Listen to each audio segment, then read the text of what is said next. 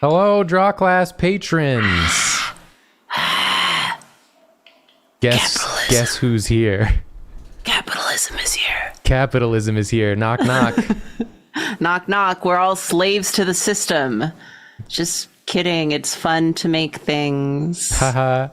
We're just joking. We're just joshing. I mean, capitalism is here, but yeah, it's and always we are here. slaves to the system. It's true. But in like a fun way. Yeah, but we're going to make it work for us today. Yeah, I'm excited about this one because you got so much knowledge on these subjects. I'm going to have to preface this with, as Jacob knows, and as I have vaguely hinted to, I've been having a time. So I was very excited about this class, but didn't have a lot of time on the side to prep for it. So I did make this nice PowerPoint and then run out of time in the last third of it. And it just kind of turns into like shit posting, but we will talk it through. We're going to do that part live. I have notes. Bless you, Julia. Julia's making her presence known in the stream as always. Yay! Make that merch! Merch! Make that merch! Julia, shut up. Make it! It's the Karina special. Look, I try to come in like looking like I know what I'm doing, but it doesn't always work. But I was very lucky because this is a pretty nebulous topic and a lot of people were kind enough to send in questions. Bless you, Julia. And so those were a good guiding point. This is also where I took all my notes down. If you see me just fiddling with it, because I didn't have time to type it all out in the PowerPoint. But yeah, thank you everyone who sent in questions and stuff, even people who aren't patrons and are maybe watching this VOD like way later. They were very helpful. Yeah, they'll be excited to see it too. Yay! Ha ha ha ha ha Ha ha ha. So, I mean, we can start at any point, really. I'm ready whenever you are. I'm like really hedging on the parts that I did prepare for taking long enough, but still having time to do some demos so I can finally teach Jacob how to set up a bleed. I'm going to close my eyes. Yeah, he's going to take his headphones off. /J. It was my own fault too for not realizing that not everyone knows about this stuff. Some of us are stupid. It's not stupid. You just don't have the same experiences as other people, it turns out. That's so true, though, actually. Yeah. And that doesn't make you stupid. It just makes you... It makes me ignorant. Less than...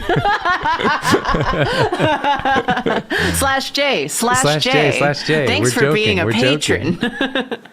Should we just get into it? Yeah, let's get into it. Merge stuff 101 with me, Karina. I should also have put and Jacob.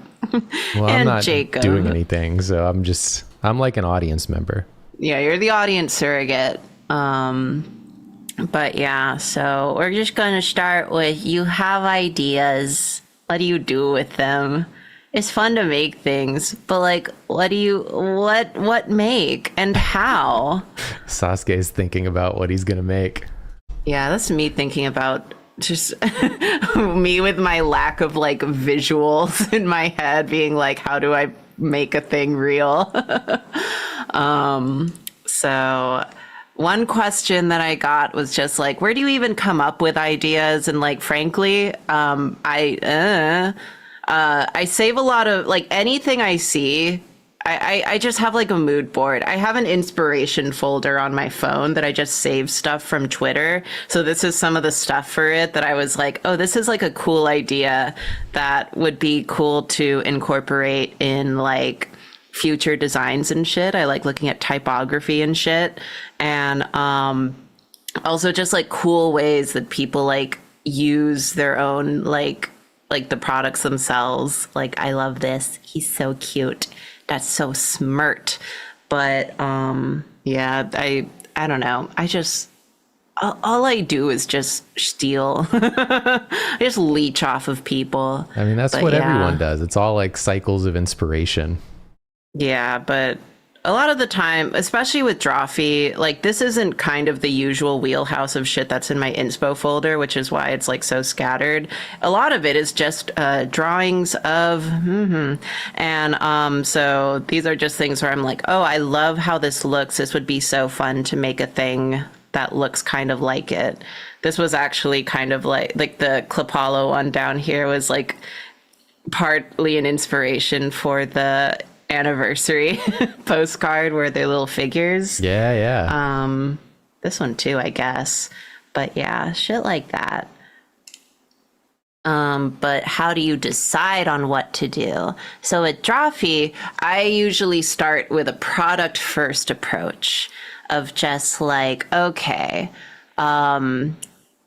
let's make a hat because we haven't done one yet. And I've seen at least 2 people say that they're into that. And so once I know what we're putting a design on is when I actually do the design, because I think that makes more sense. It's easier for me to come up with a design when you know what it's supposed to be. That makes sense. So when you're like, oh, I want to sell stuff. What should I sell? There's a lot of things you can factor in, such as your confidence in selling. That's a big one, I think. Of just like, how do you say this? Like, how sure are you that like something is going to sell? There's a lot of products that we see people ask for regarding Drawfee and stuff. And I think I'm like, it's cool that you like that and it's not a bad idea, but I'm not going to do it because I don't have confidence in selling that. I think it's a little too niche. So yeah. The biggest thing is always money. We love money. We're slaves to it. Capitalism's back, baby. Answer the door. Yeah. Knock, knock. It's your production cost. So like, that for me is always the biggest factor beyond just like the confidence of like, God, I hope people actually buy this is God, we have to spend money to make money. So certain products are always just going to cost more to make, obviously. Like in our case, plush is really difficult. And like it costs a lot to make. It's a long process.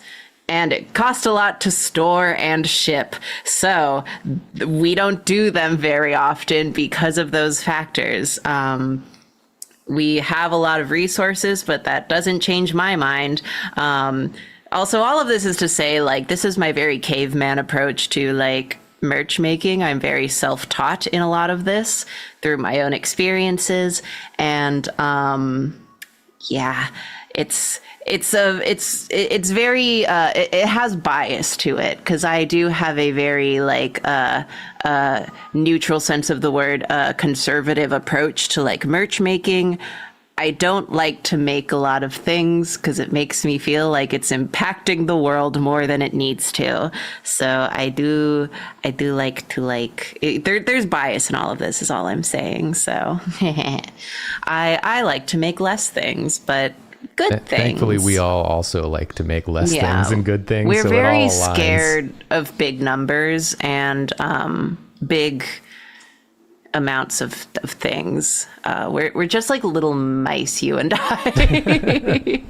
So that is a side note. Everything here does have a stink of bias about it. Like, look, I'm a little Neopets capitalist, but I know what I'm about, and it's not that. So yeah, but it is important to like, for me, it's always the most important to consider the production cost. You know, if we make a baseball cap like we did for our anniversary merch, well, we get a list of blanks and we're just like, cut off the top 2 most expensive ones. We're not even gonna bother. Like, it's already costing us money. Why spend more? Other than to make, you know, we'll do mid-range, but like, you know, it's something that you have to think about. And consumer interest in a general sense. Like, something I can talk about a little later on down the line is that people are interested in some things and not others. I think it's cute, the idea of a Drawfee branded oven mitt, but with that, is there a big market for that? Yeah. It's like really fun, but it's too specific. Niche side of things. Yeah, it's just like you gotta give and take. So, but what I also think is most important, just as like a funny little artist, is your own interest.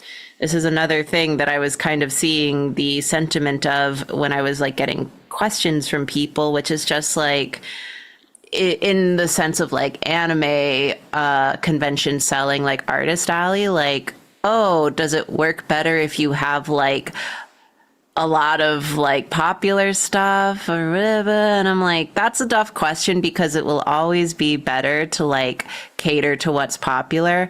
But I just think it's cooler and punk rock and sick if you just make the things that you like to make. So, it's a really fine line to travel, especially with Drawfee, which is a bit like maybe one step removed out of my own personal taste half the time, which is just like, okay, it's like stuff that I like. Like this is my favorite shirt I've ever made for Drawfee, and it's because it's the thing that I like. It's my favorite one too. And I thought it looked sick as hell, but my mom doesn't care for this shirt. It's not her style.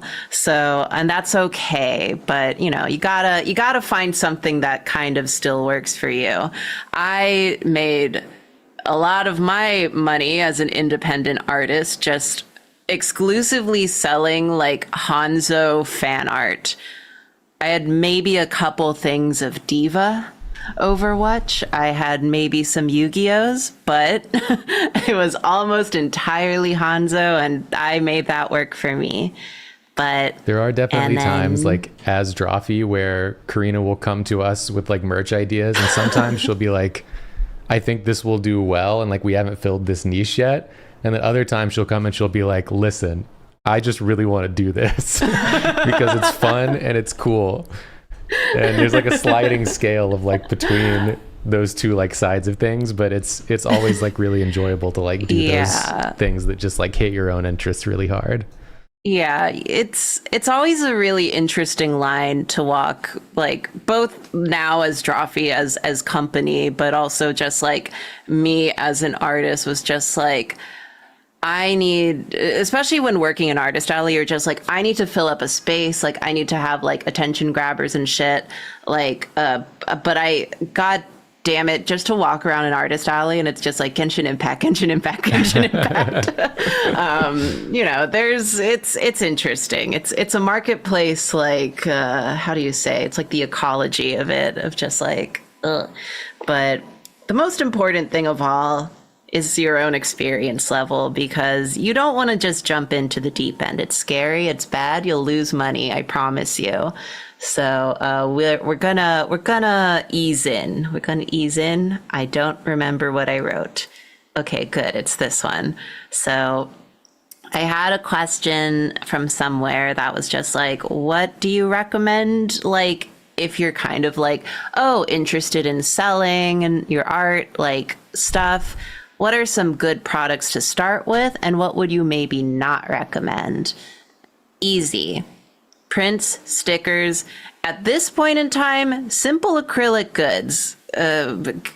More on that later. But the reason that you go to any artist event, it's a lot of paper goods. It's a lot of prints and stickers. Easiest to set up, easy to source.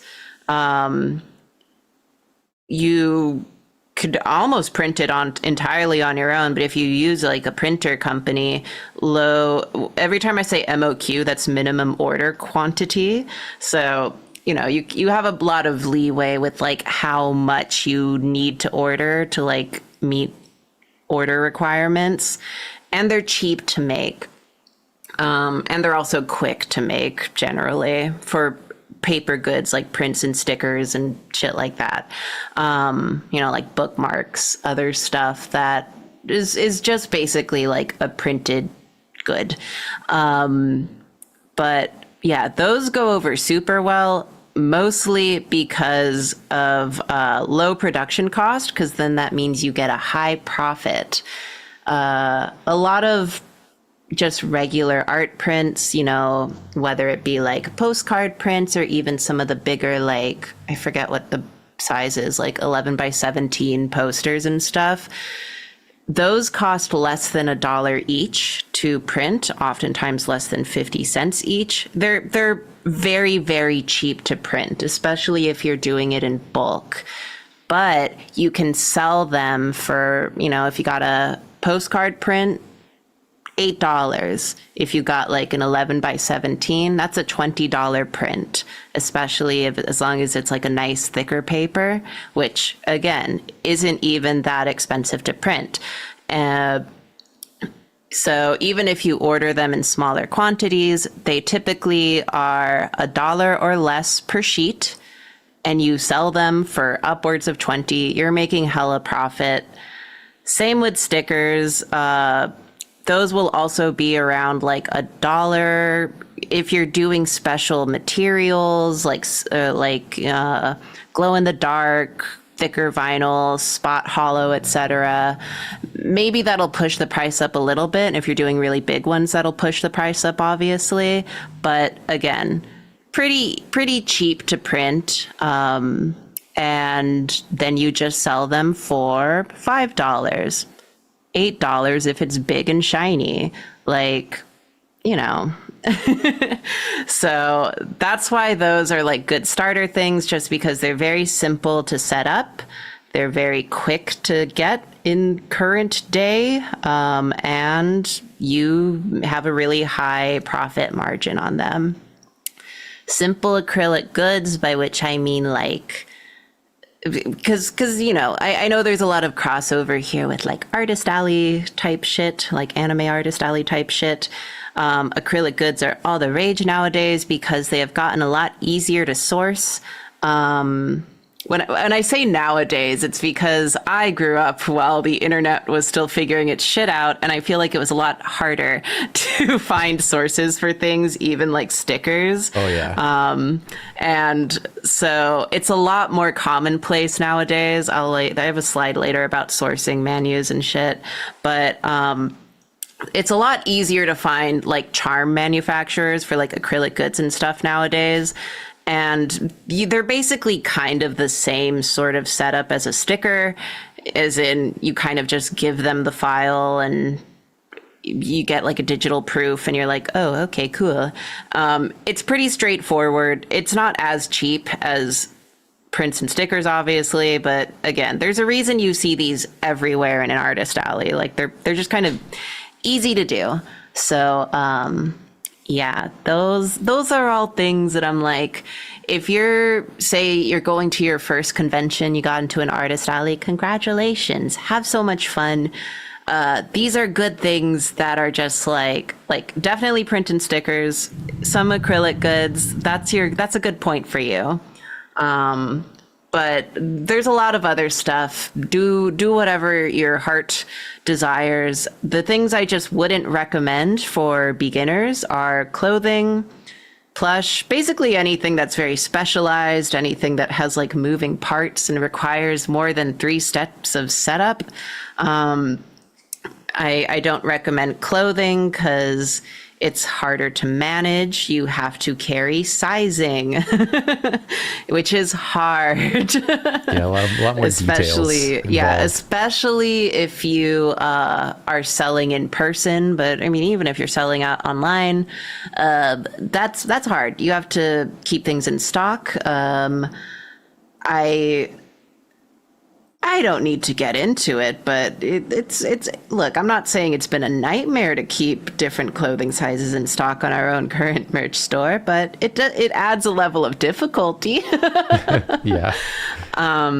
Plush is hard to source. It's hard to quality control.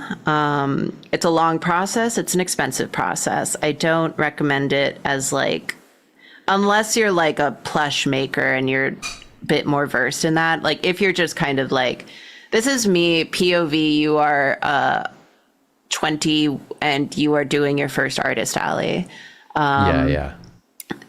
There are some popular manufacturers that have begun offering plush. I have my doubts, but hey, maybe they're good after all. But I wouldn't say, I would say, don't do that first.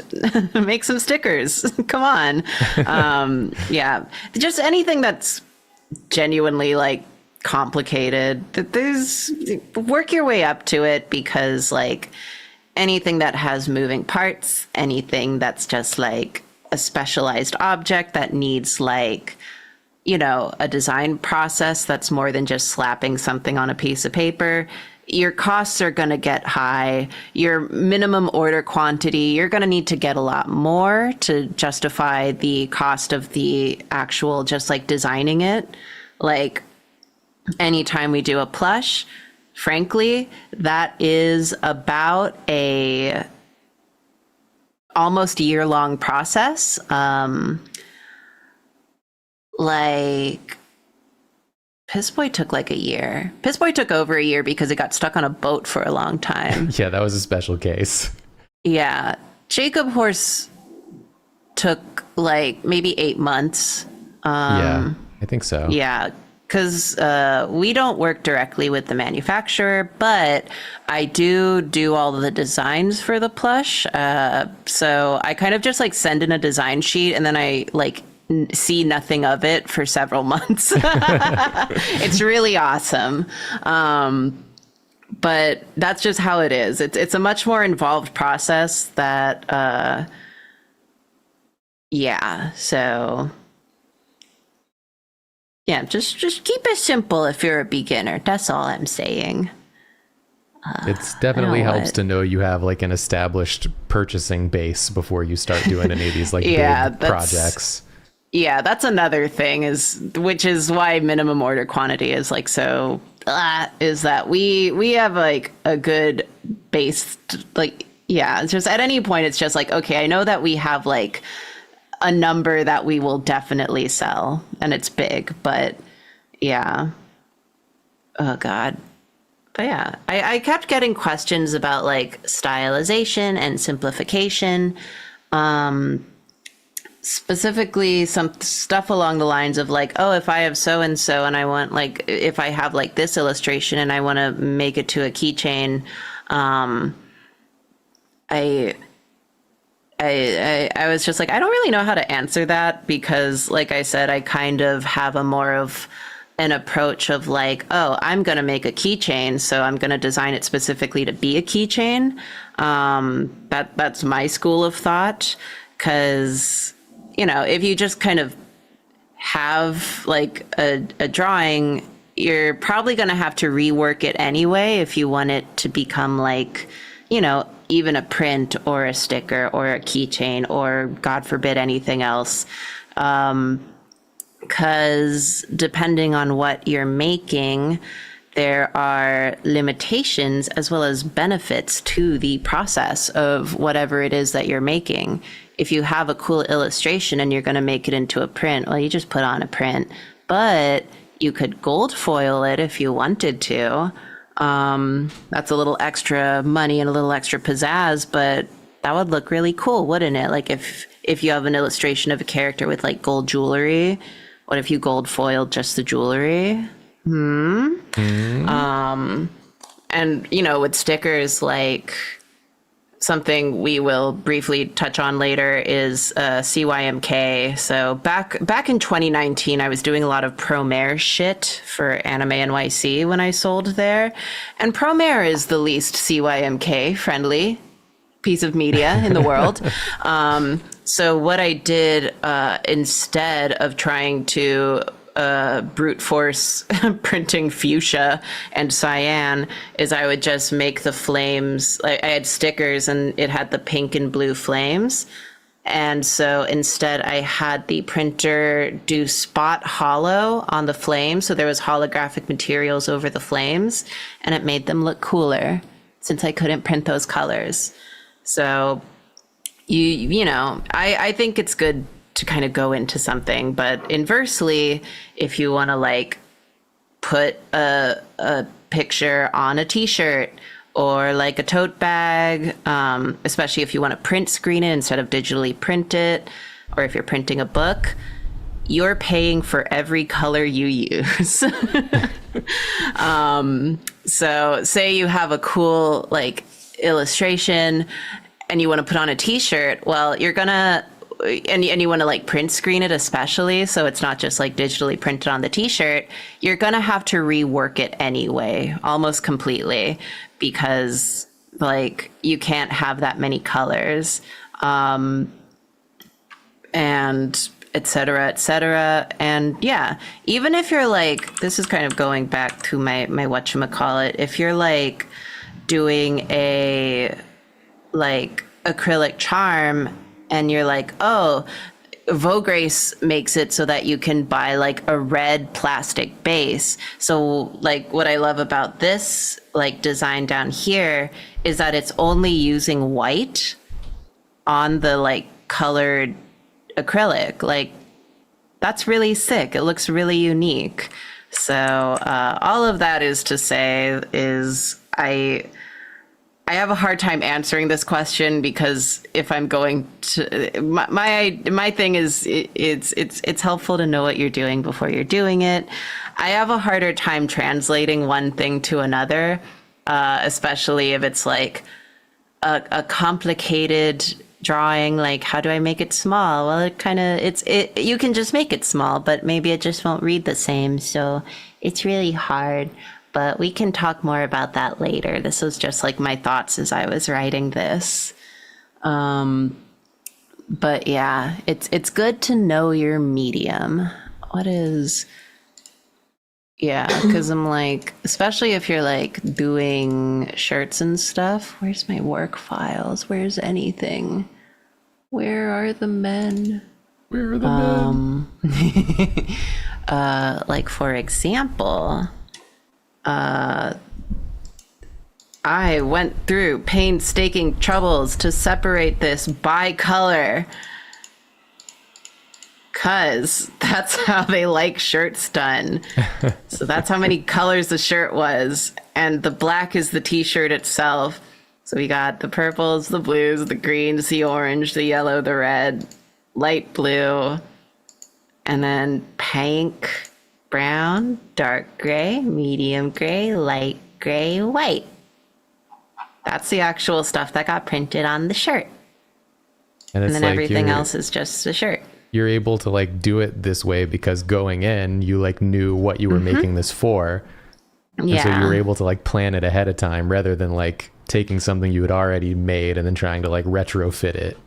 Yeah, because I think it was last year's anniversary shirt, but specifically the white one. What is any of this? That's up there.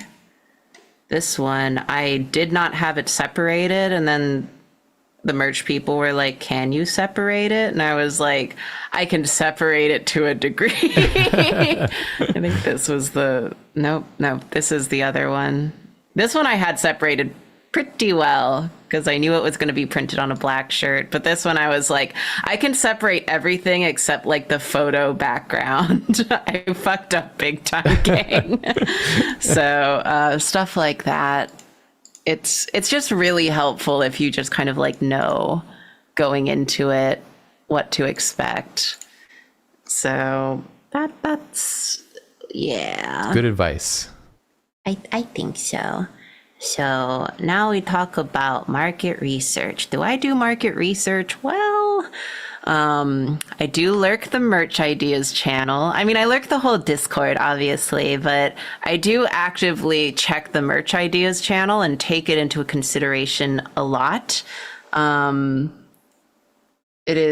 It is a little funny that some stuff is I see in there. I'm just like, oh, they don't know we're already making that.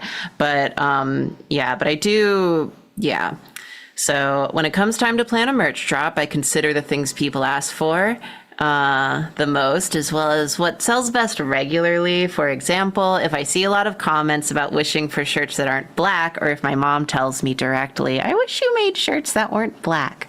And also for wanting restocks on bags and plush, then I will think about making like a new bag. You know, maybe I'll start planning a new plush for the following year. And then the next time we make a shirt, I'll be like, we should make a shirt that's not black. Like, you know, we are lucky to have a big audience that we can observe and like resources at our disposal.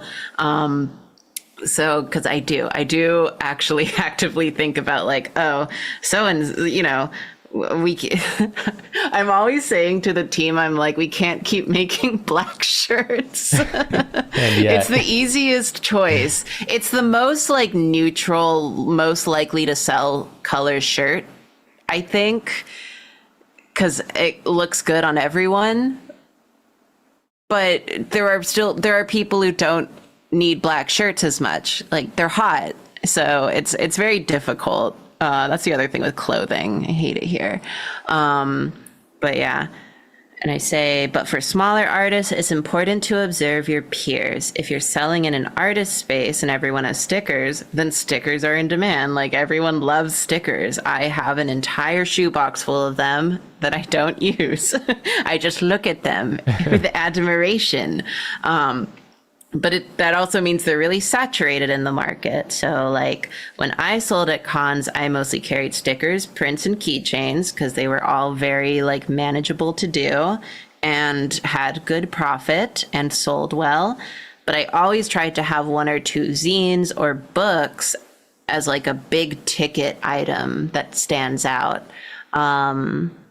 So, and that was always nice too. So it's, you learn by doing, but if you don't have like a big audience like us and you're just like, what do I do? It's good to kind of like immerse yourself a little bit in the space that you're, you know, in, joining, whatever. So, you know, if you're doing an artist alley, what do other people do in the artist alley?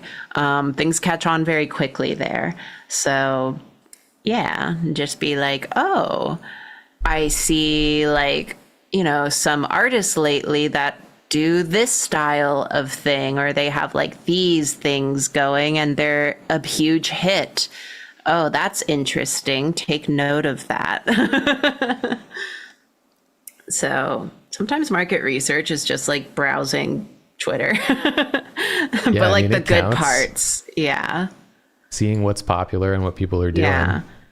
Anime, like at time of stream, Anime Expo just happened. Like, just go find people's catalogs and just see like what they had going on and be like, okay, interesting, noted. But yeah, so that's what that was. Great ideas. Now what?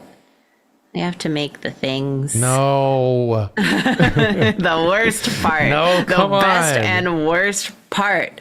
All right. Sourcing manufacturers. So, disclaimer, a lot of artists are going to be cagey about sharing their manufacturers, including me. It may seem selfish or like you're being kind of gatekept or something, but there's a lot of reasons for it. So just don't take it personally. It's a very common sentiment. It, you know, like I said, there's a lot of big manufacturers now that like indie selling is more mainstream. But when it comes to like more specialized things, like say plush or even enamel pins or like, you know, what, like any specialty items, if you find a printer or a manufacturer that does that, well, you don't want them to become overwhelmed by like other customers. So people keep them close. Like, my little secrets. I'm sorry. Yeah. It's not gatekeeping. It's a little bit of little secret keeping. That's all. It's cute. It's cute. it's a rough thing, especially when you're like a new artist, where it's just like when I was doing conventions in 2017, especially, I got my keychains through group orders with friends. And I don't even know who the manufacturer was. They like wouldn't tell me because it was like like an Alibaba manufacturer overseas. So like, I didn't even know. They kept it a secret because it's just like, oh, you find one that does like good work. And you kind of vetted, et cetera, and you like it. Well, you don't want them getting so many like clients that their work starts to suck, or they can't like finish as quickly anymore or something. And also like, I don't know, maybe you risk getting bootlegged or something. It's like, it's a very difficult thing. I feel like a lot of new artists or like smaller artists, younger artists are very put off by that sentiment. But all of this is to say that it's never a personal thing. Sourcing is a really difficult thing, especially for like stuff like plush or, shit like booby mouse pads or something, or like any more complicated goods. It can be a long process to vet the manufacturer. So you don't want to just like, oh, I recommend so-and-so. Because then what if they end up being bad? Who knows? It's a really difficult position to be in. So all of that is to say, since indie selling is pretty mainstream now, there are a lot of big manufacturers that people will commonly use. And it's a lot more, it's very public knowledge. And it's just like, okay, these are ones that I'm like, they're pretty well vetted, they're well known. So if you aren't sure where to start, they're as good a place as any. These are some manufacturers and printers that I've personally used. I can vet for them. They are fine. I don't deeply endorse them per se, but they're very accessible. And so Cat Print, I haven't used them in a while. All the Artist Alley bitches use them. Cat Print, pretty solid.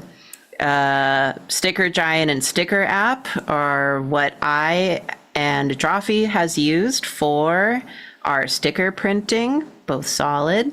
I want to take a moment to say fuck Sticker Mule. Fuck Sticker Mule, run by like a very strange person. Let's put it that way. And I did print with them for a long time because they had very steep discounts the more you ordered. And I was ordering a shit ton for like cons week to week. And this was before they started being publicly shitty. Yeah, they kind of like carved their way into like the most like, popular sticker printer, and then they were like, actually, so fuck Sticker Mule. All my friends hate it. Also, their like baseline sticker material is like the world's thickest vinyl, and I was never a fan of it. Yeah, Sticker Giant, Sticker App. There's a lot of sticker printers now. They were also kind of one of the early, like, most accessible sticker printers. So there's a lot you can choose from now. So you don't need to, no one needs to use them. No one needs to use them. Vograce is the, like, anime con, like, go-to, like, all the Artist Alley people, like, baby's first menu is Vograce. They offer so many different products, et cetera, et cetera. The prices are okay, but it's very accessible, so that's good. Also, speaking of companies that turned out to be kind of shitty, if you need shipping or packaging, don't use Uline. They are also crazy. Papermart is what I personally use for all of like my packaging material as well as shipping material, which as an aside. So yeah, these are baby's first sources. Don't say I sent you. I'm like, these are just stuff that it's like, I've used them. They exist. They're incredibly easy to find and use. So Yay. Yay. But yeah, when in doubt, these are some absolute, like, you can just go to them. They're there. They're not bad. I just have a lot of hesitance endorsing businesses. But yeah, so these are just like some places. And then how much do I order? Well, this is another thing that Drawfee struggles with. We always do it slightly wrong.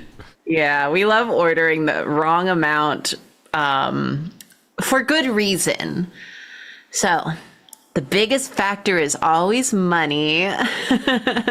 Some products will have steep price breaks the more you order. So it's important to figure out a good balance between how much you want to spend on production, how much you like, also your profit margin, versus how much you realistically think you can sell. So how are you selling? If you're doing like a 2-day event and that's really the only thing you have planned for a while and you're like not gonna really do anything else, don't order a lot. Keep the amount small. It's, if you're doing a 2-day event but you also are gonna sell online, okay, that order more then, but keep the amount small if you're not like regularly selling things, because you'll have them, but then you're not going to be moving them very quickly anyway. So you'll have spent a lot of money up front to produce everything, and the trickle in will be slow to make that money back. Do you have a large audience? If not, just keep it small. Trust me, just don't. I've been very lucky in that almost all of the time that I've had like sales, like I've had a big enough audience that I was able to move things relatively quickly, but not always. The first con I ever sold at, like, I think I printed like 30 of all my prints and then also like a comic book. And just because it was such a confusing thing, I printed like 100 of those. I had those 100 forever. Took me years to get rid of that shit. But yeah, so it's just like, also that was my fish comic. So it was based on nothing. It was just a complete unique thing, and no one knew it. So they were like, huh? Okay. So I would maybe sell like 12 every convention I ever did. And once I was like selling as a more established artist, I would maybe sell like 20, but like I had 100. I printed 100 in like 2012. So, yeah. Is the minimum order quantity expensive? Then order the amount you're comfortable with, but maybe you'll get a little price break. So, for example, say you're ordering keychains. If you wanted to order 20, but it costs less per unit to order 30 or more, just order 30. If you feel you can sell all 30, then your profit margin is increased, because say it cost you $2 per keychain if you order 20. But if you order 30, maybe you're down to like 170. The extra 30 cents adds up. So that's all it is.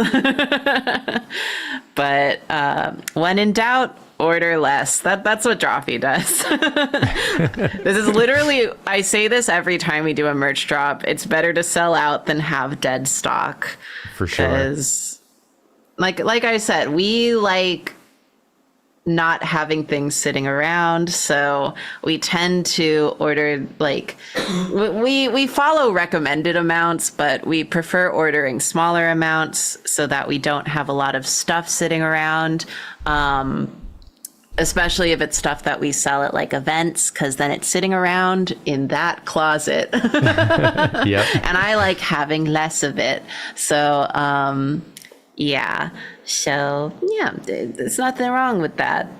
You're an independent artist.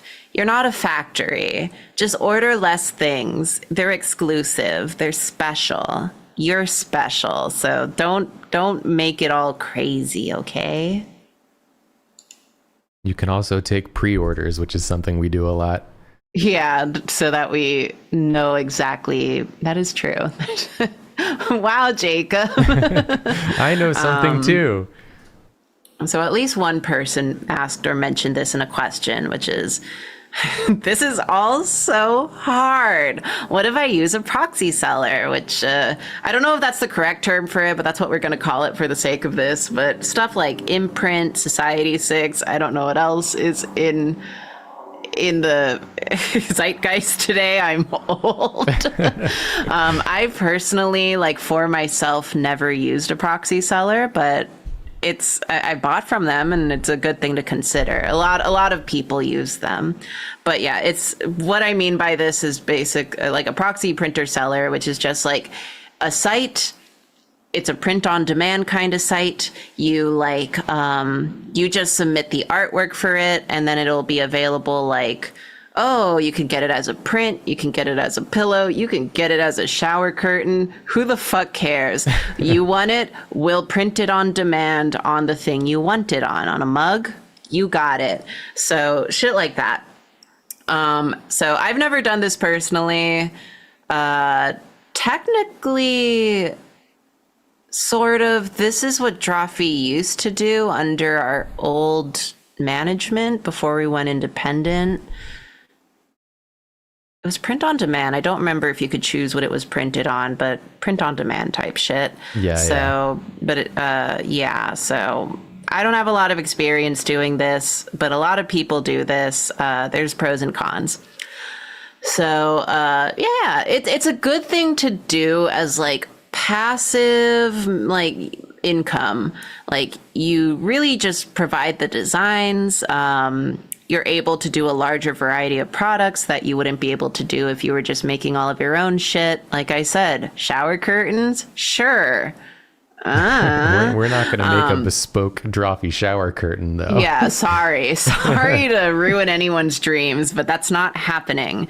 And yeah, and you don't have to do any of the warehousing and shipping, which I promise you is like such a weight off of your shoulders. As someone who has done a lot of, and when I say warehousing, I mean just like receiving the items and storing it yourself. So I always just worked out of my own apartment when I ran my own online store. And like, you know, if you're an organized person, which I am, I swear, I promise, at least with my living space, like it's easy to do, but it does take up a lot of space. And to do all the shipping yourself, well, that's just its own nightmare. Affectionate. It's not actually that hard, but it is annoying, and work that you have to do. So using like a print on demand, like proxy site is kind of nice. But the major con of it is that you don't make basically much money. I don't know off the top of my head a lot of the numbers for this, but the reason I didn't specifically say Redbubble when I was listing off some of the ones off the top of my head is because they have a pretty bad rep for their payouts. I swear you only make like 20% of everything they sell. Like the royalties are very low because they're doing all the work. It's just your design that's on the thing. And also like, you don't have a hand in any of this, so you know you better choose the right one, because you better choose a good one, because you can't really vouch for the production or shipping quality. But yeah, the main thing about like not doing it yourself and using one of these like selling sites, because a lot of them are fine, but you're not going to make, if you're in it for money, it's not really going to be profitable unless you're selling large amounts of stuff. But it's good for just you can put the designs up and you don't really have to worry about it. It's a very passive sort of thing. But depending on how much you sell, you're not going to really make a lot of money doing it. So that's just what's to consider. Yeah, I definitely used those like sites like that in the past when I was like coming up with like webcomic stuff. I used those types for like shirt designs and things like that. Yeah. And they were great for me since I didn't know anything about merch and I didn't have much interest in doing it myself. Yeah. So it was more money than I would have made doing nothing. Yeah. And I didn't want to do more. So for that kind of person, it works out. Yeah. This isn't me saying there's anything wrong with doing that in case it wasn't clear. No, I'm just I don't like, think it's so. mostly just like, it's good. Like if it's good, but you're not going to make money directly really doing that. Yeah. Cause it is like through a site, like you're just doing it through a different company. So there's a lot of trickle down and you'll make like a little bit of money. So, but I mean, yeah, if you have like any input. No, not really. Other than that, just for the place I was at and like the type of person that I am, it worked out for me in that way. Yeah. I much prefer doing things the way we do them now. Yeah. I've always considered setting up like an imprint or something just so that people could because people tell me all the time, oh, I'm interested in buying prints from you, but I haven't opened my shop in 2 years. It's for tax purposes. It's too annoying. But I'm just like, I still don't, I'm just like, no, for tax purposes. I hate having too many sources of income. Yeah. But I've thought about it a lot just as like a passive thing because I just don't want to deal with going to the post office 3 times a week anymore. Yeah. It's nice as a set it and forget it kind of thing. Basically. Yeah. So, yeah. I say absolutely go for it. Just know it's not really going to make you much money. It'll make you money, just not much. You'll make way more money doing it yourself is what I'm getting at. But other than that, yay. And I added a little note here. So for transparency's sake, why not? Fun fact, Drawfee sort of does the proxy thing, sort of. Because we don't produce, warehouse, ship our own merch, thankfully. That would be nightmarish. Horrible. We do it all through DFTBA, as we all know, since our stuff's on their site. So, while we are very involved in like the production in terms of just like we design everything, like it's a very it's collaborative in terms of just like I do all the designs and I tell them like, hey, we want to do a shirt. Here's what that looks like. It's going to have this on the front. Can we do sleeve printing? Yes. Perfect. So can you source the numbers for us, etc. So, yeah, it's like, and then they do all the warehousing, they do all the shipping for us. Like we have no hand in that. They figure all that stuff out for us and take some royalties. So yeah, that's how we do it. So thank God. For sure. But yeah, cause I've done my time. I ran my own online store for like 7, 8, 9, like 4 years, sort of, give or take. Very successful. I was very lucky that this was during like my peak Hanzo bitch era. So I was like making mad sales really quickly, but it was a lot of work. I had to package everything by myself. Every time I did like a zine launch, or God forbid, when I like first sold the Two Demons books, I would just have Lauren, BFF Lauren, come over for like a weekend, and we would just like watch anime and package books for like 2 days straight. But if you don't know Lauren, then you can't do that. It won't work for everyone. You'll have to find someone else, and frankly, they're just not going to be as good as Lauren. But yeah, I think after 2 demons, I had literally just like a wall in like one of the walls in my bedroom was just stacks up to like my head of just like 2 demons books, maybe like 700 of them. And I was like, guess I'll just be taking all of these to the post office over the course of the next week. God.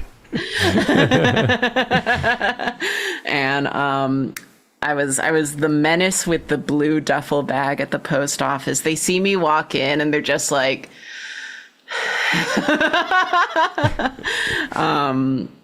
so I just don't want to do that again for Drawfee. But yeah, so I get a thrill out of it, but I wouldn't want to do it. So I do like the idea of working like with more proxy stuff. So yeah, let's set up some files then. Fuck it. Get ready. I think this is the part in the PowerPoint where I start to run out of time. So if it seems like I'm starting to go off script, I am. So bleeds. I'm watching, I'm learning, I'm listening. No, it was literally one time. I give Jacob shit for one time. It's because there were gradients on the prints and I had to paint them in by hand. But I had when you're no idea. He didn't, and I didn't have the like thought to tell him. A very similar thing. Someone asked about like the production of the Draw Something Dumb book, which I don't have anything about it written down, but like I managed the like layout of it. Like I did the layout and I was like managing the book project, and my dumb ass did not check in with anyone to set out a style guide. So it made my job a lot harder that I had not provided better oversight, and that's no one's fault. It's no one's fault, but I was just like, oh God, we have 3 different DPIs. I didn't make a template for the pages, so all of them are crooked. I specifically remember, because I was taking a mental health break from Twitter at the time. I was up till like 3 a.m. the night before we planned to send it to the printer, realigning all of the pages because they were all slightly crooked. And that's when the news broke that Trump got COVID for the first time. And so that's why I was awake when that news broke. And then I went to the Neo boards because I didn't want to check Twitter. But yeah, books are a whole other horse, of course. But I just, yeah. So bleeds are important. Printing shit sucks. Bleeds are important. When you are printing, there are certain areas of the paper that are safe, and anything too close to the edge of the paper risk getting misaligned or cut off. So a bleed ensures that it won't happen, and if it does happen, it won't look bad. I tend to add bleeds to everything just because, but you don't actually have to do it if no part of the print actually touches the edge of the paper. I just do it anyway. So I'm just going to show you a real like baby mode bleed. So let's say you're doing like just a printer paper sheet. So that is an 8.5, not 85. Please, 8.5 by 11. That's like what the size of a sheet of printer paper is. But let's say you want to have texts on it. So there's like, let me just start there. Here's our stupid piece of paper. It'll be white. We're just printing it on a home printer. But yeah, so let's say that you're going to have text and shit on it. So there's a certain amount of area before the edge of the paper that is your unsafe zone. So let's just say we're adding about 1/2 inch that we just don't want to risk anything getting cut off of. So let's just make it like 7.5 by 10, sure. And we're just gonna make that a color. And then copy, paste. Yeah, just paste it in the corner. Who cares? Why It's not like not? I wanted it in the center. God, how the fuck do I align anything in Clip Studio? This is easier for me to figure out. Maybe You if I could just do like put the grid. snap to grid, I think is an Yeah. option. Yeah, I'm like, it's easier for me to use the rulers in Photoshop, but I hate Photoshop lately. So we're just doing it this way. We're doing it this It's way. at the bottom there, yeah, snap to grid. God, thank you. It doesn't appear to Yeah. be snapping to the grid though. It's snapping very gently. Okay. Whatever. We have the grid, so I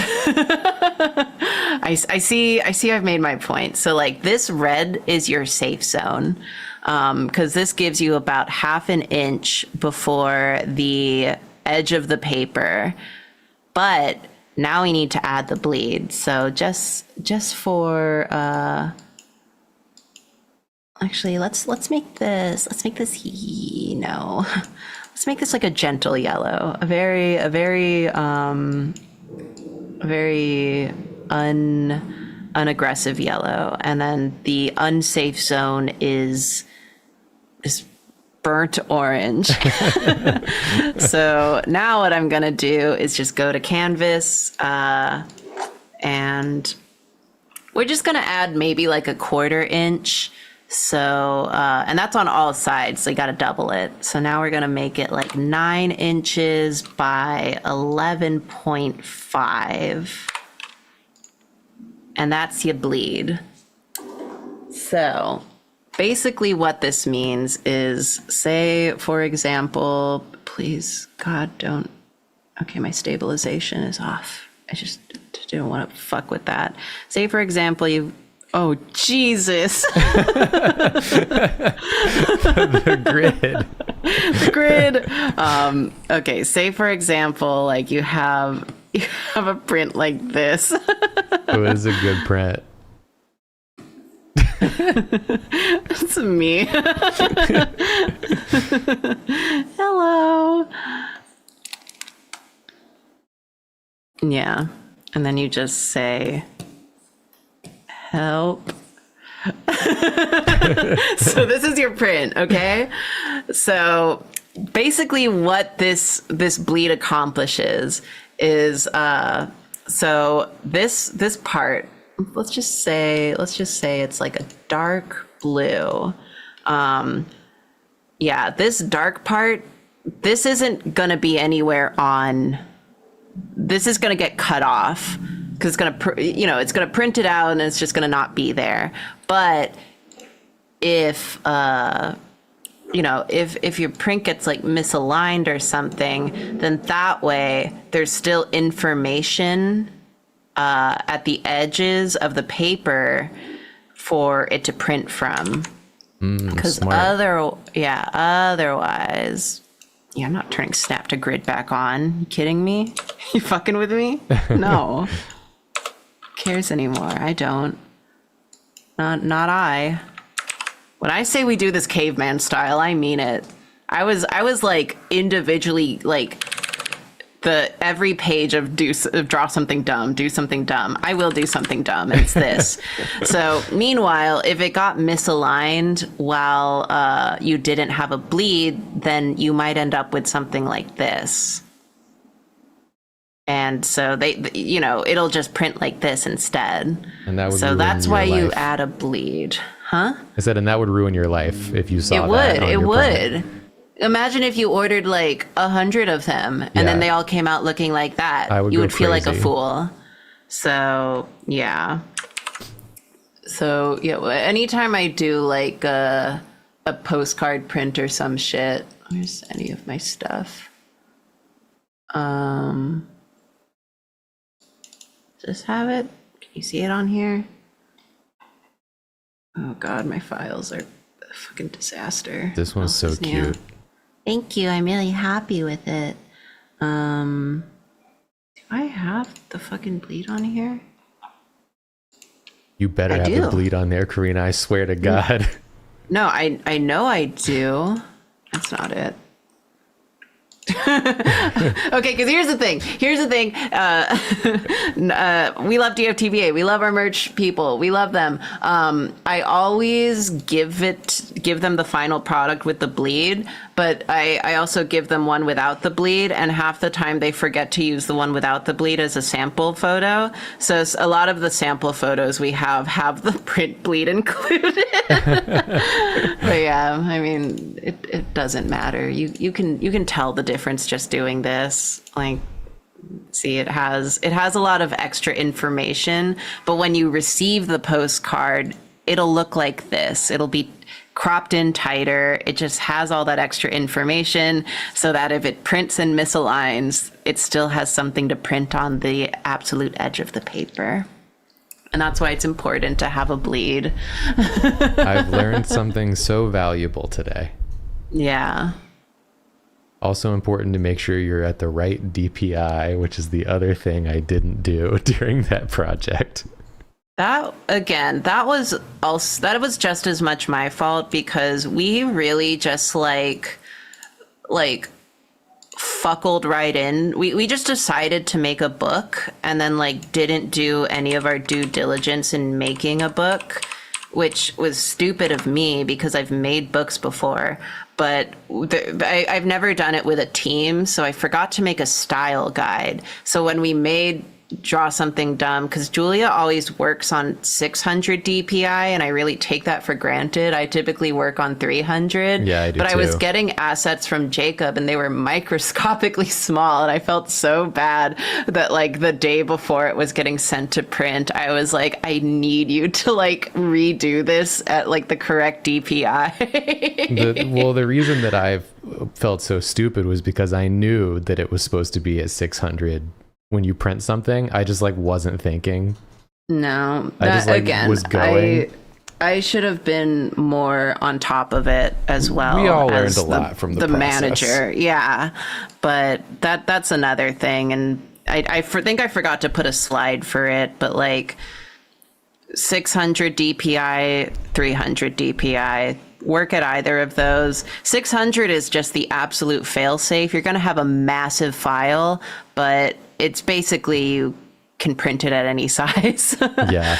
I think 300 is typically where people sit for printing. 600 is just like if you're extra, like Julia. I think, because I think, here's the thing. I don't remember what DPI you were working at, but I think the book was being made at I was setting it up at 300, but it's easier to go down than up. So yeah, but I think 300 is standard, but 600 is just like, well, might as well.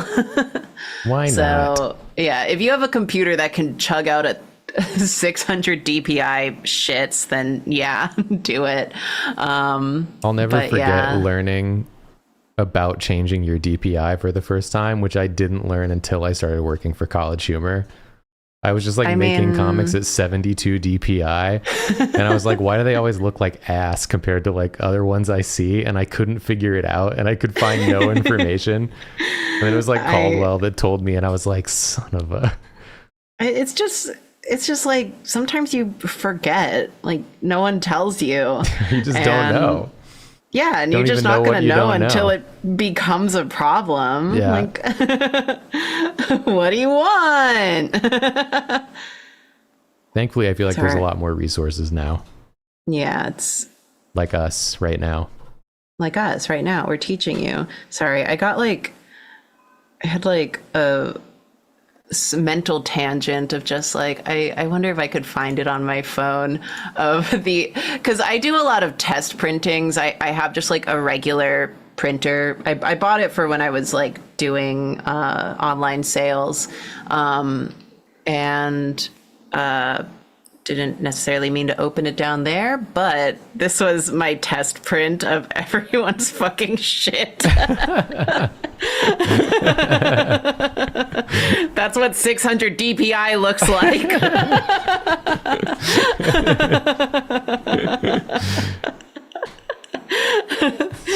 be a touch big. Yeah, but it's better to have it big and then work down Yeah. than opposite. So yeah, just always be working at least 300 DPI, especially if you want to actually print something. DPI is not important unless you're printing stuff, which is why, Jacob, since you were doing like webcomics, it wasn't something that you learned about until much later. Yeah. Because it's not going to matter. A lot of pictures on the web are just really low DPI because they're smaller files that way. If you're making 600 DPI, this is how big it is. You're going to project it on the wall. Yeah. So, okay. Anyway. It's crazy looking at my Newsday drawings for that book. What was I doing? It's just, they were really good. They changed so much over time because I don't ever look at how they used to be. They're just like always changing because I never look backwards. I get that. I never look backwards, just to the future. But yeah, so this is where I got busy. CYMK, guess what? Most common printing methods can't print some colors. It's bad. But it's a good way to show this. I just realized that I made an oopsie where if I need to show Photoshop, I need to hide my screen because there are thumbnails I can't show. I can turn the screen off real quick. Yeah, I will give you the warning, but right now let's just do it here. Okay, Grid? just tell me whenever you need me to, and I can cover it up. I will. I've actually got a black box I can utilize. Ooh. Let me just. I'm gonna. You don't need to do it now. I'm just making it. I'm making it ready. Okay. What's a good way to do this? This black box is a fucked up size. Yeah. Here's the problem with CYMK is that I don't have a good workaround advice for this. You just kind of need to learn to do it yourself. In that you need to just keep in mind that there are colors that don't work. It's fucking magenta. It's basically anything that's really bright. You got to be careful with cyan, yellow, cyan.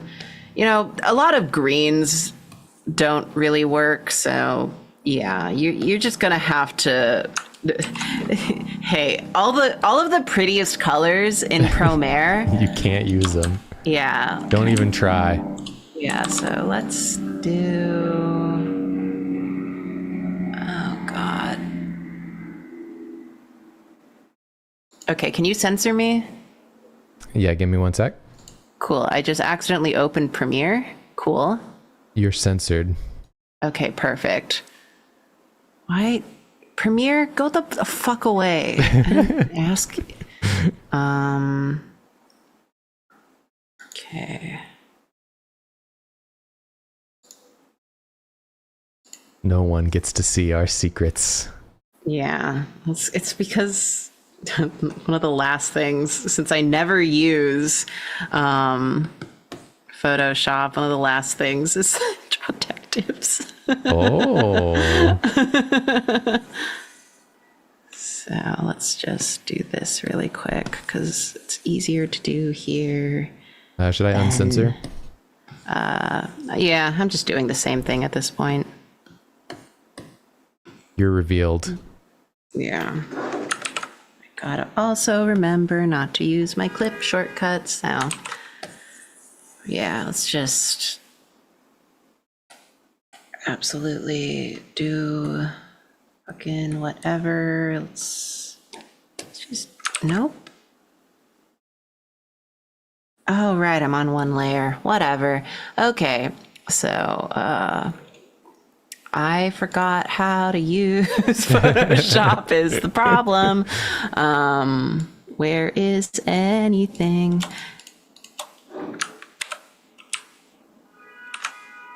God.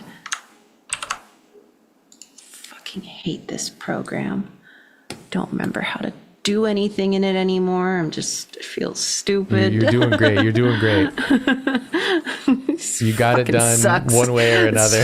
Fucking sucks. Okay, because look, this is what I'm trying to do.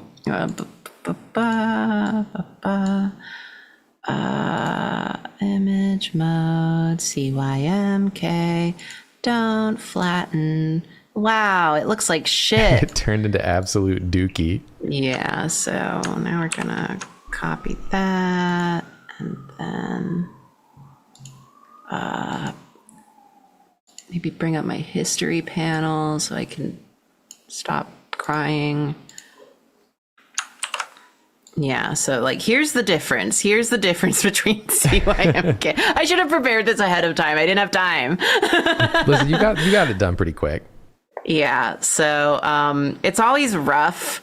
So my main advice for preparing for the inevitable heartbreak that is switching over to CYMK color mode to see what maybe it'll look like once printed and seeing some shit like this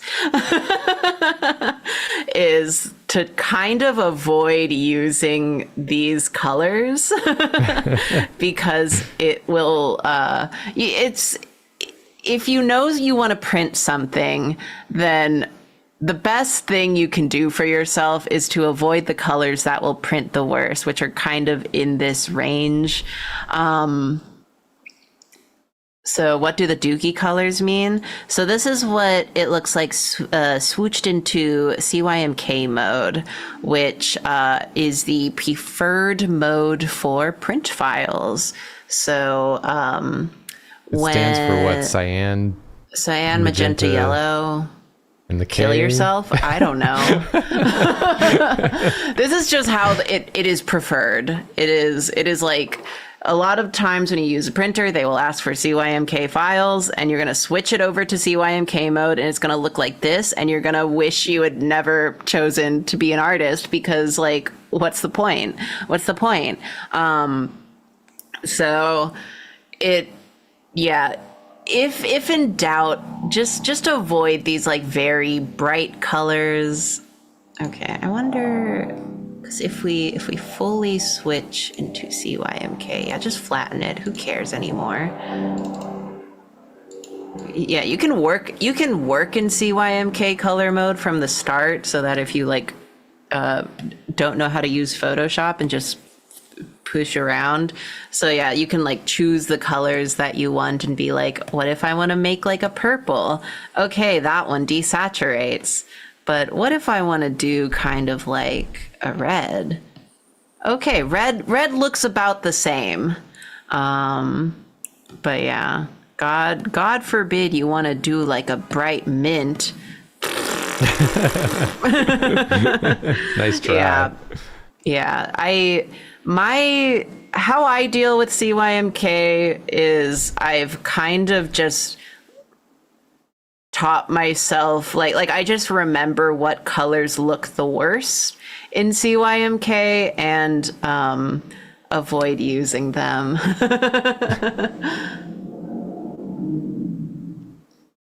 So, yeah. Important to keep in mind though when you're making your prints. Yeah. Cause like I said, I've done my time in the gay people minds, aka making Promare prints, and it is just a lot of like compromise of just like, oh, Leo's hair color doesn't fucking work because it's like this. That's what his hair color is in the thing, and that, you know, like, okay. But then the shadow color tends to be something kind of like this. It's not quite correct. So what I would usually do is like, I would just switch it over and then just kind of adjust in CYMK mode to be like, oh, like this, you know, this purplish, you know, I was trying to get magenta and it's coming out kind of poopy. So how can I kind of match it? Okay, that works. It's not quite the same, but like it works. But it's just kind of something you have to fuckle with and in your own way and make work for what it is. 'Cause yeah. But it is a lot of fucking around and finding out in my experience of just like, okay. But always just assume you're not going to print most bright colors, like maybe red, yellow. I forget if blue works. Yeah. A little desaturated. Just assume that a lot of your colors are going to lose saturation. But yeah, it's a good thing. But that's part of why I got really interested in learning risograph, because then they have the special inks that can print neon and stuff. So that's part of why I took up risograph, because I got sick of CYMK digital printing and shit like that. So yeah, it's just kind of something that I deal with it by just, I don't know. I just kind of avoid using the colors, or like when I was making, what do I have here?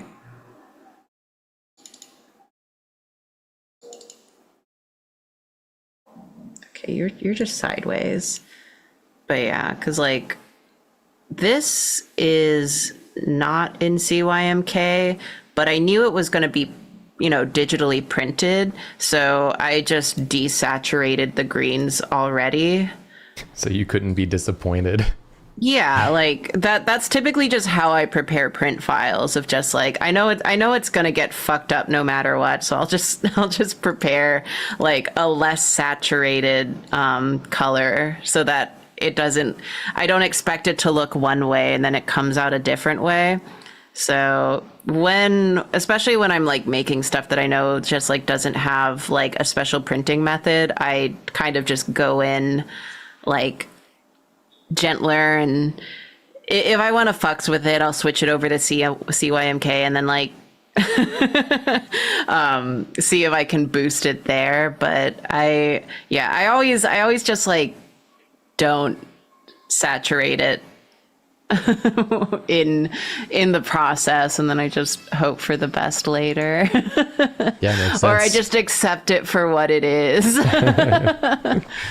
I do remember that when we did the friend-shaped hoodie, I don't have the files on this computer, but the first version of the friend-shaped hoodie was a different color scheme. And I was like, Julia, I love these colors, and it breaks my heart to say this, but it's not CYMK safe. It's not going to work. I think, because what color did it end up being? Like red and orange or something? I don't remember. But it was initially mint. The letters were like a minty color. Yeah, and I was just like, it's not going to come out looking quite like this, and I am afraid I have to tell you that.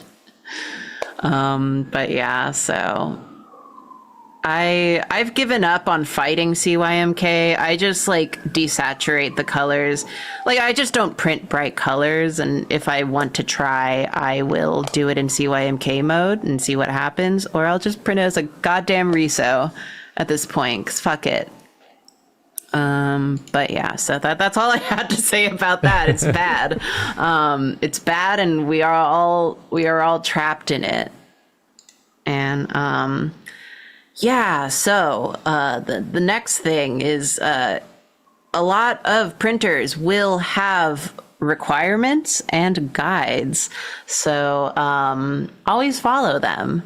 And again, I don't think I have a lot of these files around. I don't have any of these files around, but a lot of printers will, let's see. If I open a window, it opens down here. Fantastic. I've made a nightmare for myself. Do you need the black box?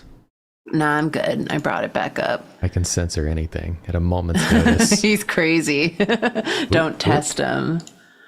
I was looking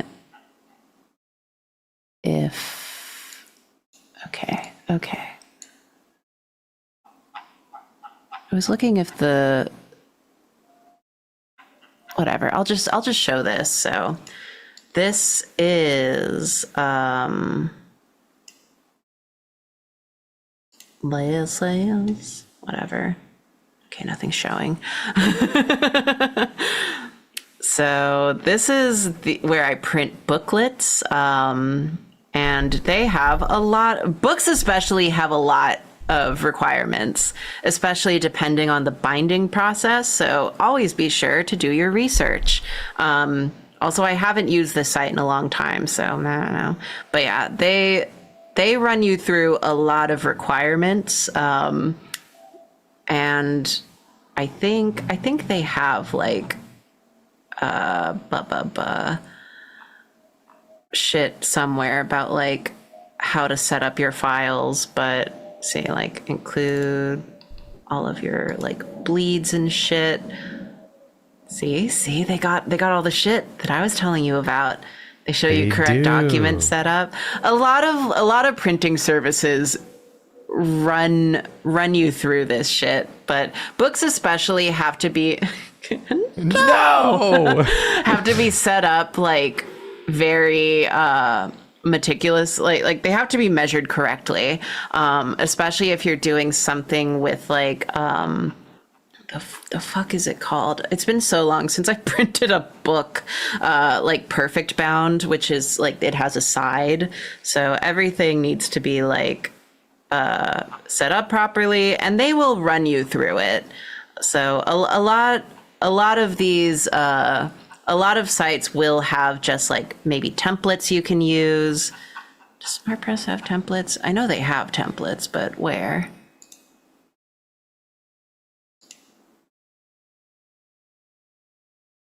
Give me the templates now. Yeah, look, a lot of these places have very like, geez, they've changed their site so much since the last time I was here. Yeah, a lot of them have like shit that you can look at. So always check, especially if it's like a product that you're not kind of like used to doing, what the measurement requirements are. I know that I got into a bit of like I've got into a bit of a circular conversation with our sticker printer one time, because I switched over to using Clip Studio, and it's, as you could see, harder for me to kind of read the rulers in Clip Studio and set things up accurately. So whoever was doing our menu was just like, oh, I need like a 0.8 bleed on the sticker. They need to be this far apart. And I'm like, how do I measure it? Fuck. And I do the exact same. This is why I like do it this way, of just like, okay, width, 0.8, and then height 1. And this is my ruler. So shit like that, you know, you to measure the distance between things. But a lot of printers will kind of hold you to that. So yeah, always check if any printer you're ever using has templates, has like setup guidelines and resources for that, because sometimes they do, and you can follow those pretty well. I have my like dark secret. I wish I had the foresight to like grab some of my book files before this class. They're elsewhere. But my dark secret is that I have never properly learned to lay out a book in like what's the Adobe one? Any layout program. I do it all like in Photoshop, or sometimes in Clip, where I just make my own templates to set up the rulers, and then just manually like paste things in and like put them in accordingly. Because, for example, when I printed Hawkeye PI, you know, with a book that's like 100-something pages, so it had perfect binding, which means it had a spine. So your pages on the left and your pages on the right have different measurements to allot for the space in the center. So I just make a template for odd number pages, and then template for even number pages, and then just manually do it. But yeah, InDesign. Thank you, Violet. I've never learned InDesign, and I never will. It's probably very helpful, but and that's why with Draw Something Dumb, I was up so late that one night, because I didn't make like a template apparently, and it ended up being perfect bound, so each page had to be offset to account for the binding. So I was literally just going one by one in the pages and like tap, tap, tap, tap, tap, tap, tap, tap, tap to adjust it to like a template I made far too late in the process. I forgot books needed special margin spacing. I can never forget. No, never again. Yeah, all I do is think about margin spacing. It's been years since I've like I think the last book I did was Draw Something Dumb, so I'm just like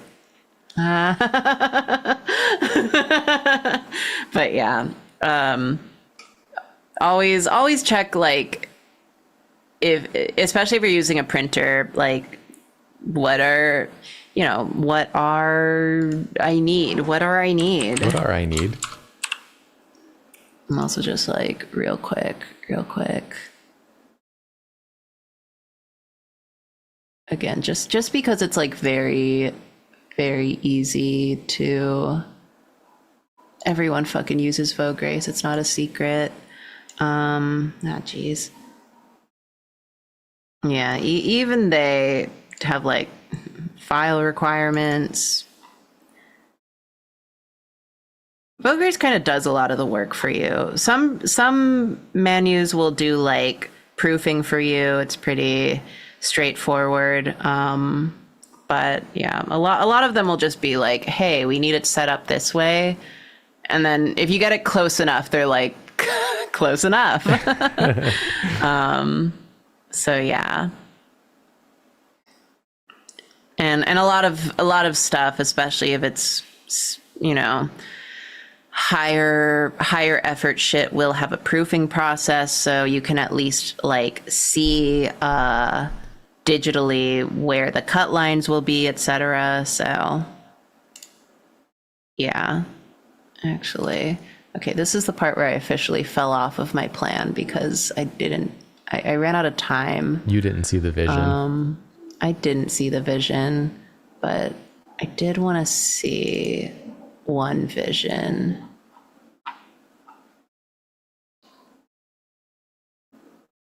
Frick. Which was if I had a book proof anywhere. Search and drive. This is the tension building part of the class. Yeah, sorry. Will she have a book proof? Yeah, you guys don't get the vision. You're not seeing the vision. Do I really not have like a proof of anything?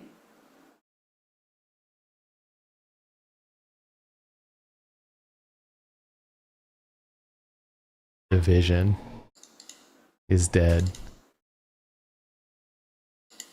Got no vision. Can't see. I'm sorry. You have to stare at this because I can't show any of this on screen. But We're I was all like, feeling like Chill Chuck right now, waiting for the vision. Getting the vision is Drawficionado tier. Pay up, suckers, if you want the vision. God. Aw, I guess I don't have anything. Sorry, I I was really hoping that I had like any of my proof files saved on my like Google Drive, but I guess I don't. 'Cause then I could show you what it would look like, but I guess I don't. So now you just get to see me go off script for a while. They don't see the vision. No vision. I'm bringing back the black box. I'm censoring everything. No vision. Okay, so this is where I was going to write about selling in person versus online, but I ran out of time. So I have to consult my notes. But yeah, I should probably not be on. Okay, every thing is bad. Every fucking slide is bad.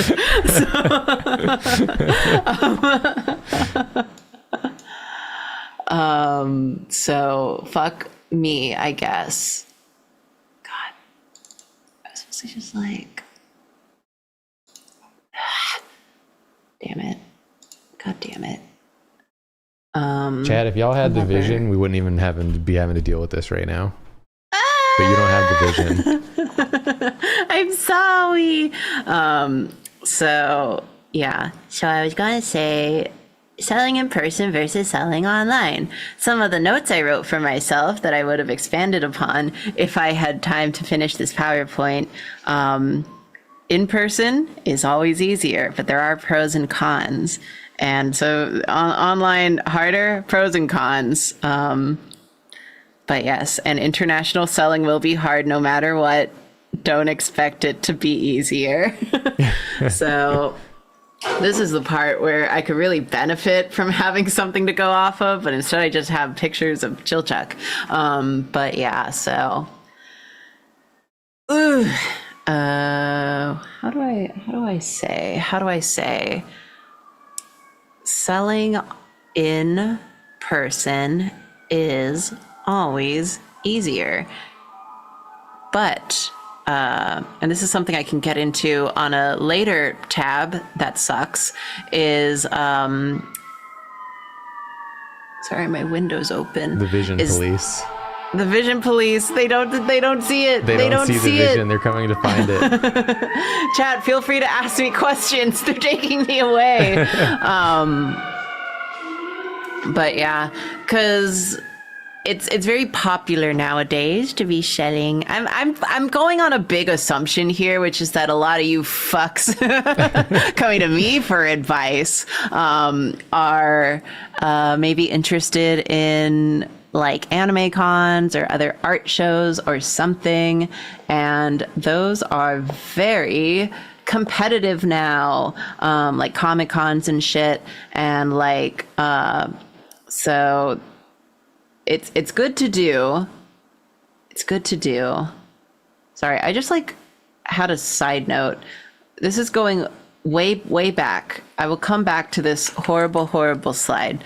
I just realized there was something I forgot to say about sourcing. Look locally. Try and source locally. That's a good thing to say.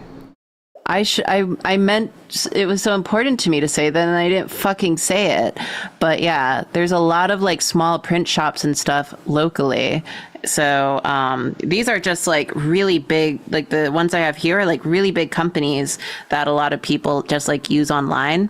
But I've been trying with Drawfee to kind of source locally more. So I print with like a local studio for all of our risographs that we've been doing, as well as finding a screen printer. Do you mind, police? I found a screen printer that's also in Brooklyn, that I got our tote bags that we sold at our LA show. I did it through them. So yeah, and because when I say that,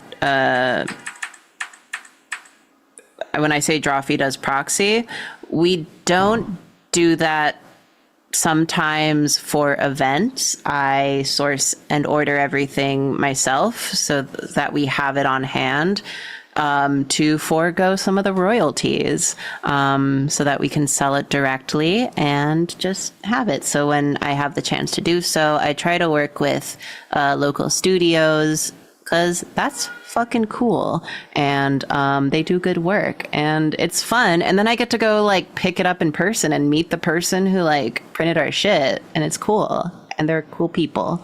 So it's just by the way, you don't have to order everything online. You can always like look up if anyone like locally can print shit, because there's a lot of print shops, and if they seem promising, you should try it out, because it's cool. It's a cool thing to do. Anyway, taxes, Lamau. So, part of selling in person is, if you're like going to cons, there's traveling for cons. That's hard. Taxes become a problem when you do that. It's labor. It's labor, but there is a lot more leeway in selling in person. Selling online, I'm actually like really annoyed about this GIF. So when you're like selling online, it's a lot of labor, but once you have a system, it's very easy, and then you have a much bigger marketplace. And frankly, and this is weird, very weird flex, but okay, Karina, is I had a very large like customer base when I sold online as an individual. So that made it a lot more laborious for me. So if you're like a smaller artist, there are benefits in that you won't have to be hauling ass to the post office 3 times a week. You can do it at a much slower pace. You won't be carrying a full granny cart of books. It'll just be a few things. It'll be nice.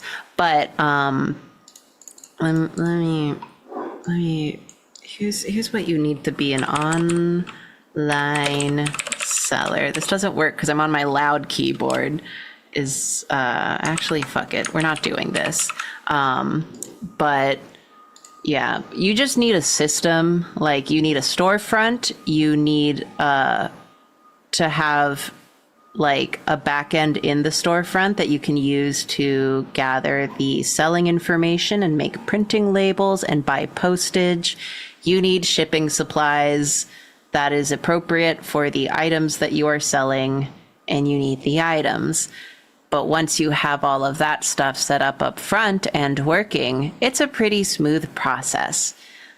International shipping is always hard and bad. Shipping in general has kind of gotten more expensive, but international shipping involves like custom fees and other taxes and tariffs.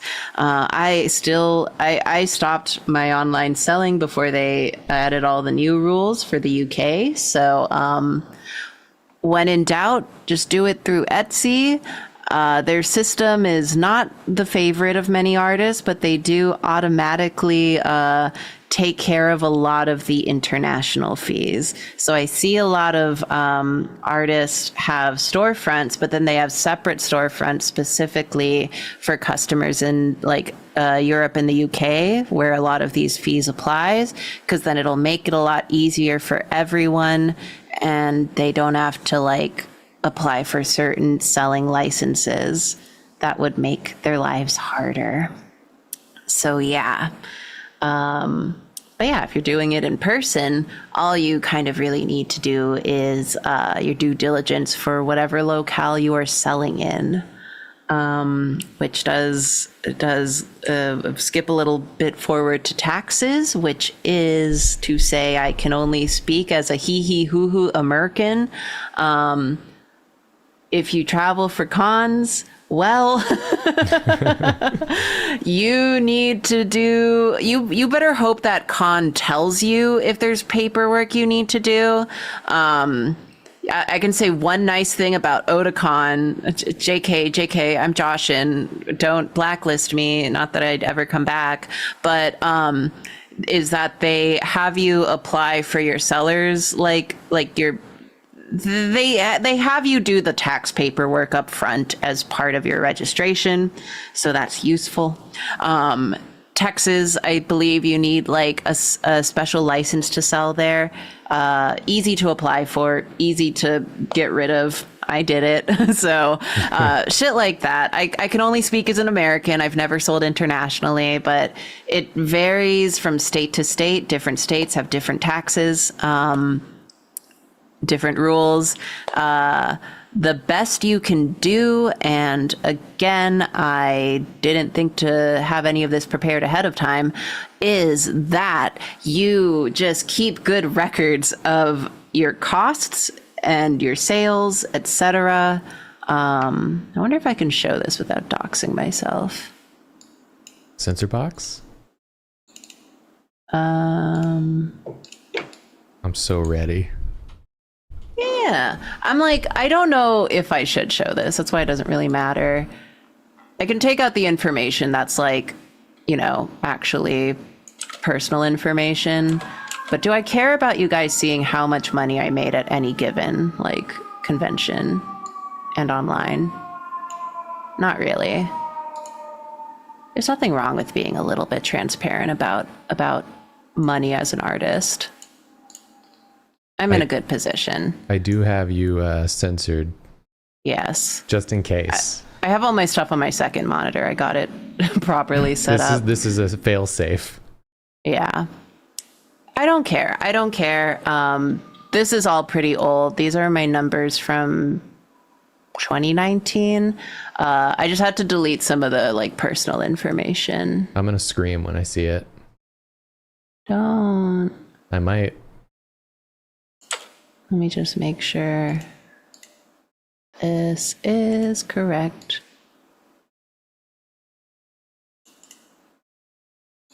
Yeah. Whatever.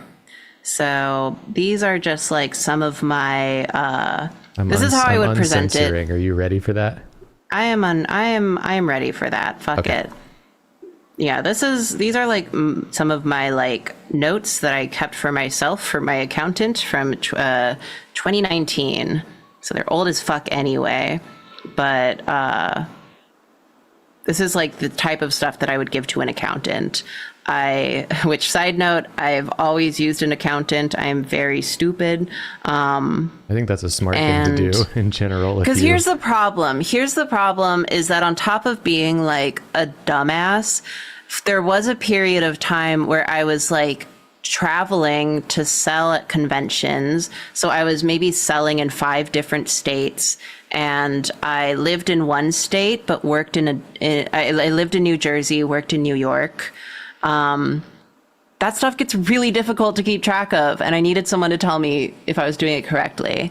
But yeah, so there's a lot that goes into that. Yeah, this is kind of just like how I break down like my own stuff of just like, here's like how much I sold at a convention, cost to attend, service fees, you know, online sales without service fees, but then add the service fees. So, you know, that goes down, blah, blah, blah.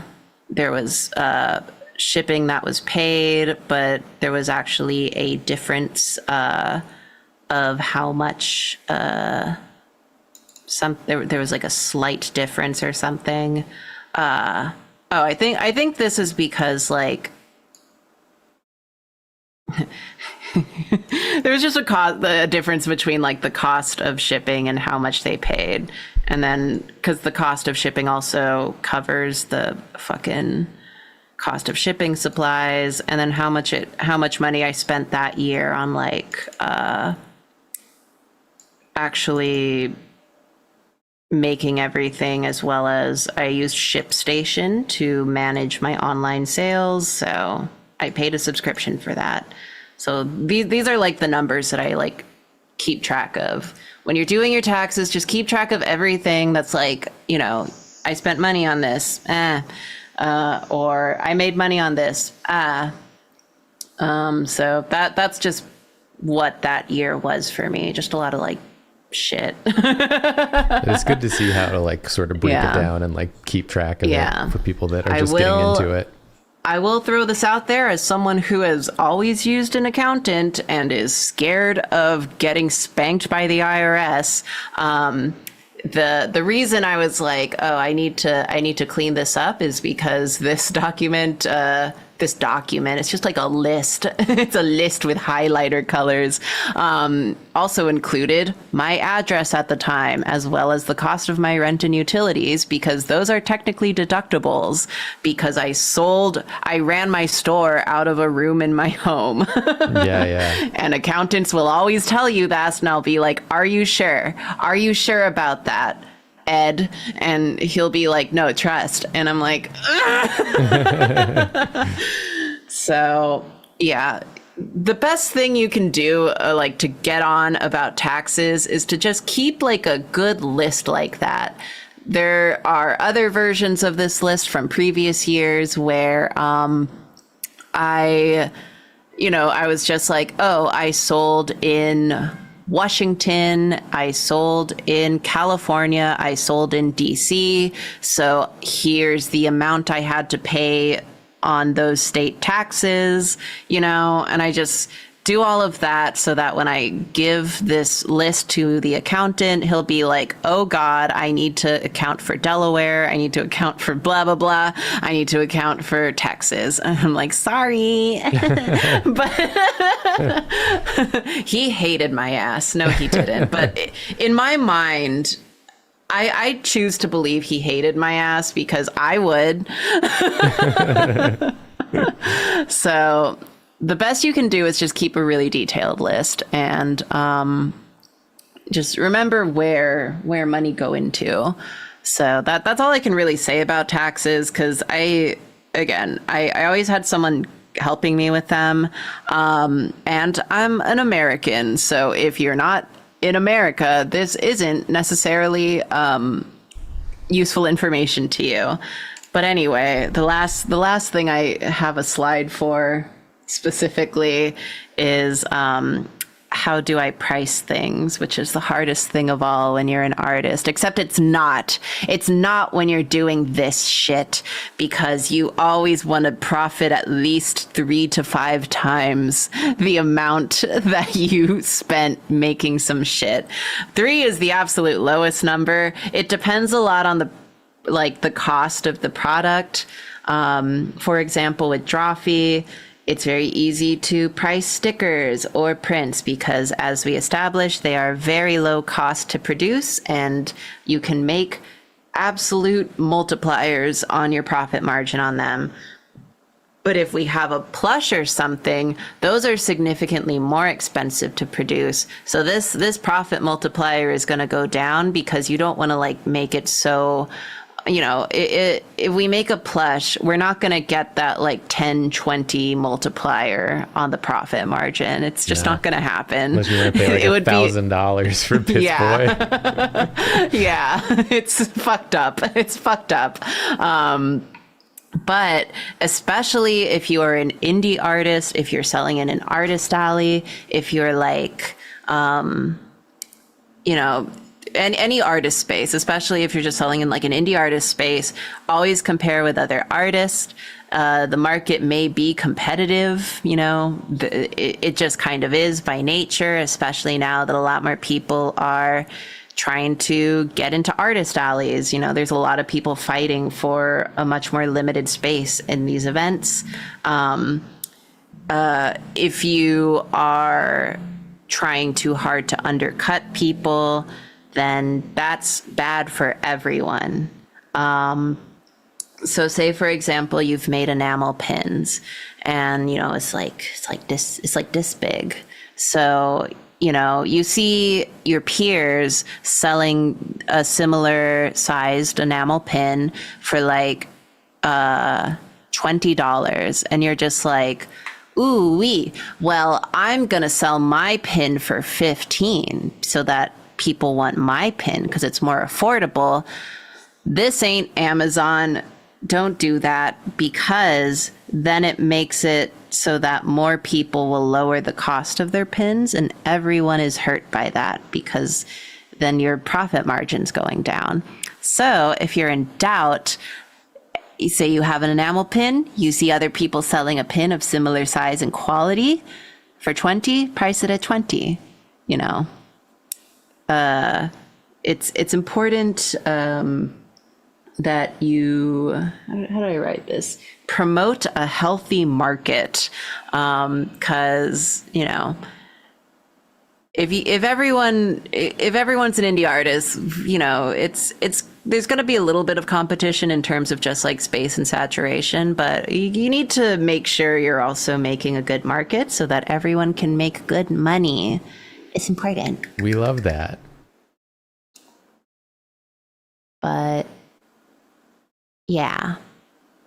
There was a question in chat about just clarification. The cost is 3 to 5 times the cost of production, right? Or how much you charge for it. Yeah, how much you charge for it. I mean, just you can kind of just charge an arbitrary amount, but I think you should be aiming to make like as much of a profit as possible. So, you know, keychain, you got it. You paid $2 to produce each individual keychain. Like you ordered 50, but each one cost you $2. So you want to sell it for $10 at least, so that you make a good amount of profit. Yeah, and that would be like a 5 times like production cost situation. Yeah, to be completely transparent. So for our events, like I said, I source all of our merch for the events. We did tote bags because, like I kind of alluded to earlier, I saw that people like our tote bags. I was like, I'll make a special tote bag for the events. I can source a local screen printer. I did that. Fantastic guy, really good quality shit. A little bit more expensive to do because I was doing a much lower amount of them. So I already forget, but I want to say it was maybe like $5 a bag, give or take, for what we made. And we sold them for 20. Yeah. And yeah, that's right in there. That's just rule of thumb. We didn't want them to be so expensive.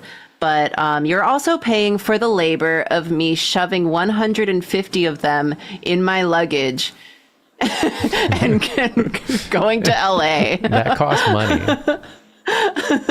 Okay. Yeah. So, and that's as far as I got. I got to the slide that says taxes, Lamau. And that's it. I feel like that's great because literally it's 5 o'clock right now. So you landed directly on the time. But yeah. The only other question I saw we wanted to address real quick was Avina Vale had asked, how do you get into events when you're starting out and don't have a big portfolio or event history? Have you had any tips or tricks? It depends a lot on what kind of event you're looking for. You just, I hate to say it, but it's like finding a fucking job. Like, you kind of just need to keep throwing yourself at the applications until you start getting into some. There's a lot of events out there. So. Yeah, there's like local, smaller little fairs and stuff too. You could like, I'm sure, get into more easily to get some like practice in. Exactly. But yeah, because I'm like, again, using our Artist Alley, like Convention Artist Alley, as like my like touch point on things anymore is just, it's gotten really competitive over the past few years. So, but there's also a lot of them. So just get an idea of like, what are some, like, you know, source out some, like, okay, I am in New York, so maybe I can check of like, what are some events in the tri-state area? Okay, I have found like Anime NYC and Otakon, but there's also smaller conventions in Pennsylvania that I could definitely easily do, and I'll just apply to all of them and see what sticks. But yeah, because in 2017, I did like 6 cons in 4 months because I hate myself and I thought it'd be really fun. I thought it'd be really fun to be burnt out. So, but I probably applied to like, and I was working at the time, so it wasn't as like I wasn't as crazy about it, but I definitely applied to at least like double that amount. Because you're not gonna it's you just go for it, I guess. Just see what you can feasibly do and just go like, okay, I can do events in New Jersey without it costing a lot for me. Let's just apply to all this shit in New Jersey. Yeah, So, there you go. Yeah. Get them I don't know, but applications good out there. luck. Yeah. We believe in you. I think that's it, unless you got anything else you wanted to. Not necessarily. I love talking for 2 hours straight. I hope that wasn't too rambly. I feel like there was lots of good info in there. Yeah. I really wrote notes too. I was like, I got this. Ran out of time. No, I think it was good. This like covered kind of everything, all the basics. Yeah. I thank you again to people who sent in questions and stuff. And we can always have a follow-up on these things. Thank you to people who participated in the Patreon survey, because that's where I got this idea from. Because a lot of people, I mean, there were several like suggestions that I was like, ooh, but this one I kept seeing, and I was like, oh, I could talk about that. Yeah, that was a huge help. The people that participated in that. Yeah. So thank you everyone for participating and being involved in our Patreon. It's genuinely wonderful. Yeah, we appreciate it more than words can say. Would love a part 2. You can do a part 2, and I won't be as fucked up next time, so I can actually make a PowerPoint ahead. But yeah, thank you guys for listening. Yeah, thanks everyone. Thank you DrawClass level patrons, and thank you VOD watchers in the future. Yeah. You can always consider jumping on the Patreon if you ever see a class coming up that you are psyched about and want to be there for. Mm-hmm. That's an option you have. Yeah, and it's not the end of the month yet, so if you have any follow-up questions, or just like any thoughts, you can leave them in the DrawClass chat, and I'll poke my head in there. Yeah. All right, thanks everyone. We'll see you next time. Bye-bye. Bye.